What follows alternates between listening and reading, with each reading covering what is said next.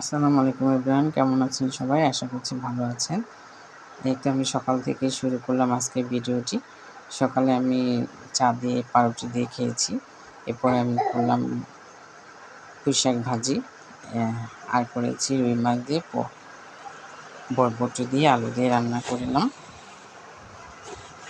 আমি মাছটা ভালো করে ভেজে নিচ্ছি, তারপর বরবটি আলু ভালো মতো কষিয়ে নিচ্ছি। সবসময় একই রকম বরবটি ভাজি খেতে ভালো লাগে না, তাই ভাবলাম বরবটি দিয়ে আলু দিয়ে মাছ রান্না করি, যাতে তরকারিটা খেতে খুব ভালো হয়। এমনিতেও আমি প্রায় সময় বরবটি দিয়ে আলু দিয়ে মাছ রান্না করে থাকি। ভালো মতো কষিয়ে এখানে পরিমাণ মতো পানি দিয়ে এটা তরকারিটা বাইর হয়ে এসেছে। এখানে আমি মাছগুলো এখন ছেড়ে দিব।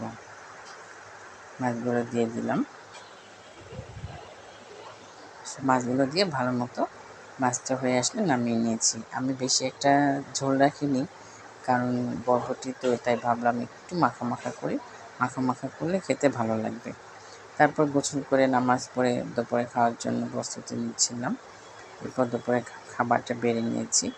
আমি মাছের মাথা খেতে খুব পছন্দ করি, তাই মাছের মাথা নিয়ে তরকারি নিয়ে খেতে বসে পড়লাম।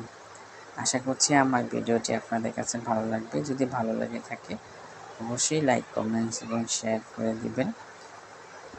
সবাই ভালো থাকবেন। আসসালামু আলাইকুম।